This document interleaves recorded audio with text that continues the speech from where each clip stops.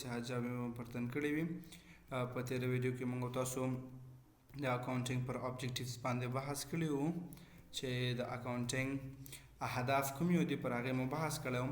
نن راځو د اکاونټینګ په کریکټریسټکس باندې بحث کوو، د اکاونټینګ په خصوصیاتو باندې بحث کوو چې د هغې کوم خصوصیات دي د اکاونټینګ. نو نمبر فرست چې دی وایي اکاونټینګ از ان ارت as well as science.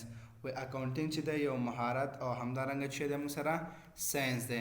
مهارت څنګه دی او ساینس څنګه دی؟ که تاسو فکر وکړئ نو په اکاونټینګ کې ډېر په راتلونکي کې به تاسو دا زده کړئ چې ډېر زیات مراحل دي چې په هغې کې مطلب جورنال دی، لیجر دی، ټرایل بیلنس دی، همدارنګه انکم سټیټمنټ دی.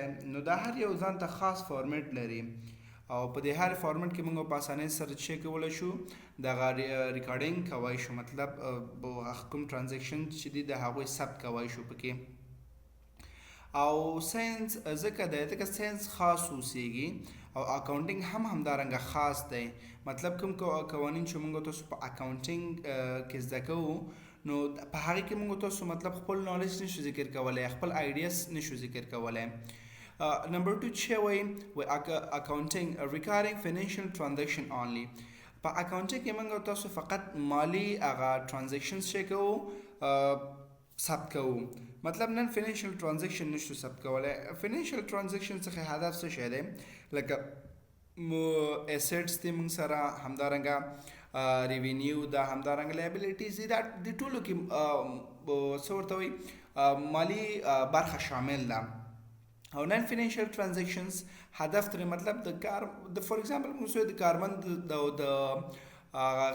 څه ورته وایي د منیجر ستونزه ده، نو دا موږ تاسو په اکاونټینګ کې نه ذکر کوو، خو په بزنس باندې افیکټس غورځوي. دریم چې وایي اکاونټینګ ریکارډینګ ان ټرمز اف منی.